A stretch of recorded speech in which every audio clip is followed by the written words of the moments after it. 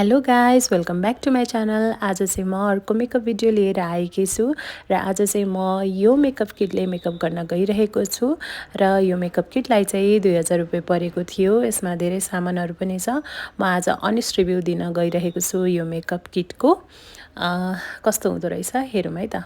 मैले चाहिँ मेरो फेसमा मोइस्चराइजर युज गरेको थिएँ हल्का, किनभने एकदमै धेरै ड्राई थियो मेरो फेस। र सबैभन्दा पहिला चाहिँ म यो प्राइमर युज गर्न गइरहेको छु। यही मेकअप किटभित्र आएको यो प्राइमर, र यो प्राइमर चाहिँ एलेगलको थियो।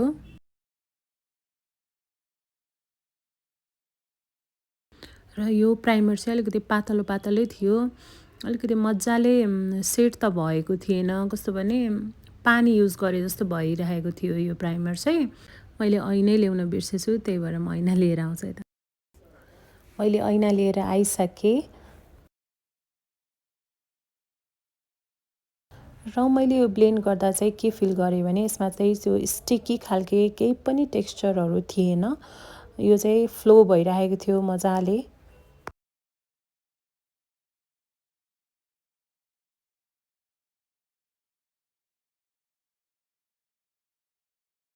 त्यसपछि म यो फाउन्डेसन युज गर्न गइरहेको छु र यसको नाम चाहिँ फिट वी थियो, फिट मी होइन, फिट वी थियो। र यो चाहिँ म्याट प्लस पोरलेस थियो। यसमा चाहिँ यो ब्लेन्डर पनि आएको थियो र म यही ब्लेन्डर युज गरेर म मेरो फाउन्डेसनलाई ब्लेन्ड गर्छु। र मलाई चाहिँ यो फाउन्डेसन लगाउँदाखेरि चाहिँ बेबी क्रिम लगाए जस्तो फिल भइरहेको थियो।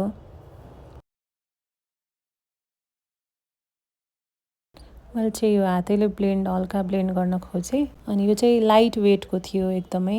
फुल कभरेज चाहिँ थिएन यो फाउन्डेसन।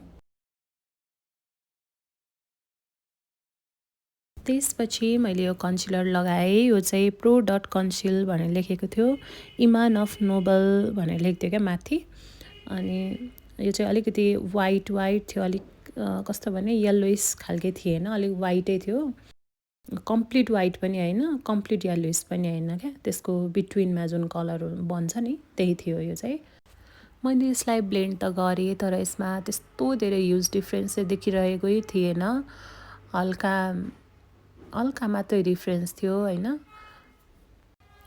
मैले चाहिँ यो कन्सिलरलाई आइलिडमा पनि लगाएँ, बट यो आइलिडमा लगाउँदा पनि बेस बनाउनको लागि यो बेस एकचोटिमा भएन। मैले रिएप्लाई पनि गरेको थिएँ यसलाई चाहिँ। मतलब यो चाहिँ त्यस्तो धेरै केही नै देखेको थिएन क्या, लगाएको जस्तै भएको थिएन र मैले फेरि युज गर्नु परेको थियो यसलाई चाहिँ। यसलाई ब्लेन्ड गरिसके पछाडि चाहिँ यसलाई सेट गर्नको लागि भनेर मैले पाउडर युज गरेँ। यो ब्लेन्ड भइसकेपछि चाहिँ सेट गर्नको लागि यसमा युज गरेको पाउडरको नाम चाहिँ मैले एले गर्ल मात्रै पढेको थिएँ, बट अगाडि चाहिँ आरएस एले गर्ल लेखेको रहेछ।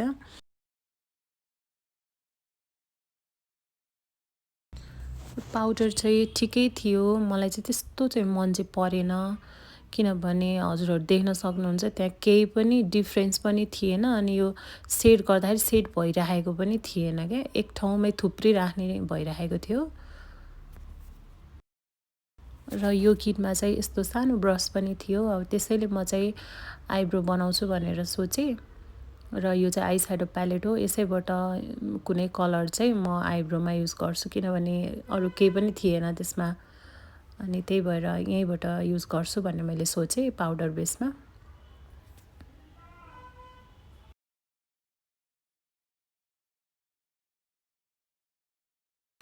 मलाई चाहिँ यो ब्रस अनि यो कलर, यसको जुन कलर युज गरिरहेको थियो त्यो चाहिँ मजाले नै ब्लेन्ड भइरहेको जस्तो लाग्यो मलाई चाहिँ। यो चाहिँ मलाई मन पर्यो।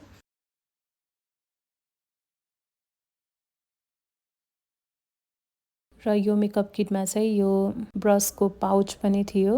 यसमा चाहिँ यतिवटा ब्रसहरू हुँदो रहेछ, यति जस धेरै नै हुँदो रहेछ ब्रसहरू यसमा चाहिँ। अब हामी पहिला चाहिँ यो कट गर्नुपर्छ होइन। आइब्रो जुन मैले बनाएको थियो त्यो कता कता बिग्रेको पनि हुनसक्छ र त्यसैले हामी कट गरेर मिलाउनेछौँ।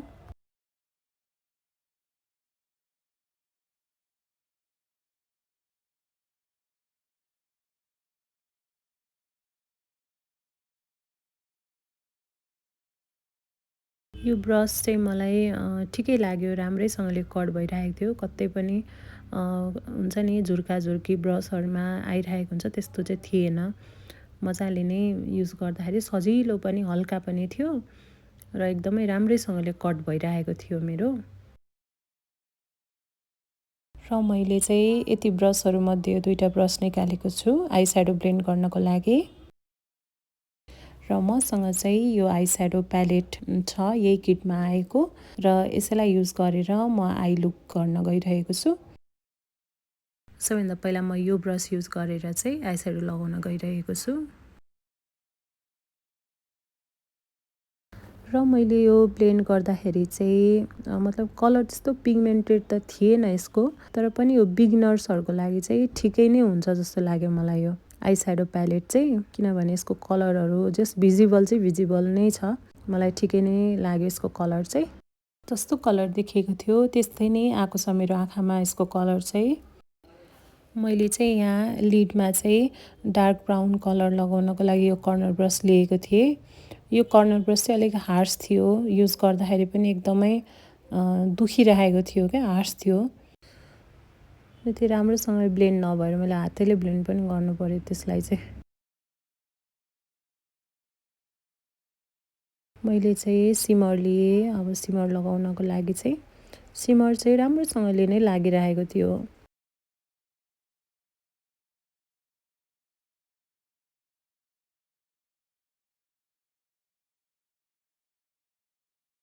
यसमा चाहिँ यो काजल पनि आएको थियो र यसलाई पनि मैले युज गरेँ। र यो काजल चाहिँ त्यस्तो धेरै गाढा लाग्ने खालको चाहिँ थिएन।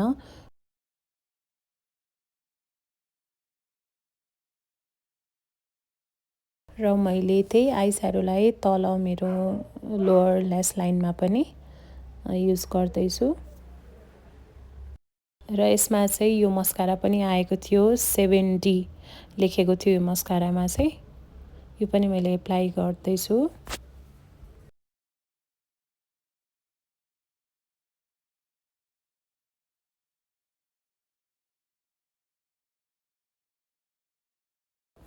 र यो मस्कारा चाहिँ त्यस्तो भोल्युम दिने खालको चाहिँ थिएन, तर पनि डेली युजको लागि चाहिँ ठिकै नै थियो यो। र यसमा चाहिँ यो अर्को प्यालेट पनि थियो जहाँ चाहिँ हाइलाइटर, ब्लस अनि कन्ट्रोल गर्न मिल्थ्यो।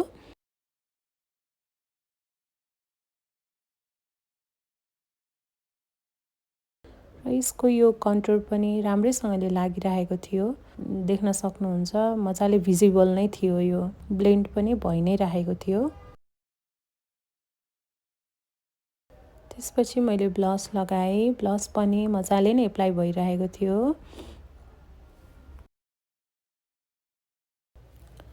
हाइलाइटर पनि एप्लाई गरिरहेको छु मैले, हाइलाइटर पनि भिजिबल नै थियो।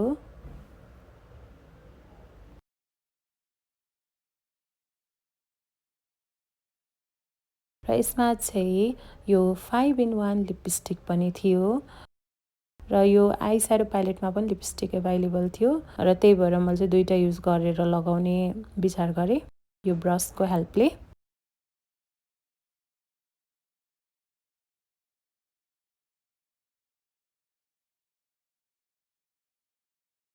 र यसमा भएको लिपस्टिक चाहिँ त्यति म्याट पनि थिएन। यो जाडो महिनाको लागि चाहिँ ठिकै हुन्छ, तर यो गर्मी महिनाको लागि चाहिँ त्यति ठिक नहोला।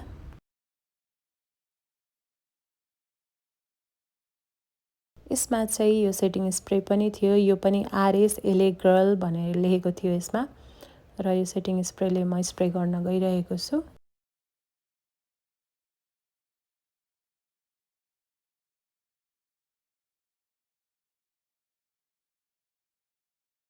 र यो पनि वाटरी नै थियो हैन, मजाले मतलब स्प्रे त ठिकै थियो भनौँ न, राम्रै देखिरहेको छ, ग्लो पनि आइरहेको छ फेसमा, तर पनि अरू स्प्रे जस्तो अलिकति त्यो स्टिकी टाइपको त्यस्तो थिएन, पानी नै जस्तो थियो यो पनि। सुरुको मैले प्राइमर जस्तो भनेको थिएँ त्यस्तै नै थियो। मैले चाहिँ यो मेरो आउटफिटमा जाने इयरिङ, सिम्पल इयरिङ लगाउने विचार गरेर यो इयरिङ पनि लगाउँदैछु। मैले इयरिङ लगाइसकेँ र अब कपाल खोलेर म फाइनल लुक देखाउँछु है त। हजुरहरूलाई मेरो मेकअप कस्तो लाग्यो हजुरहरूले आफ्नो फिडब्याक दिन सक्नुहुनेछ र अहिलेसम्म हेर्नुहुने सम्पूर्ण साथीहरूलाई धेरै धेरै धन्यवाद। लाइक अनि सब्सक्राइब गर्न नभुल्नुहोला। म आगामी दिनहरूमा पनि धेरै मेकअप भिडियोजहरू लिएर आउनेछु। त्यतिन्जेलसम्मको लागि बिदा लिन चाहन्छु। बाई।